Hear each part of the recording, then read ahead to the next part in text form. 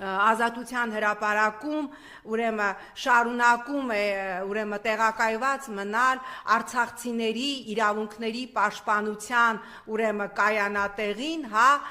վրանը եւ իդեպ ի պատիվ արցախցիների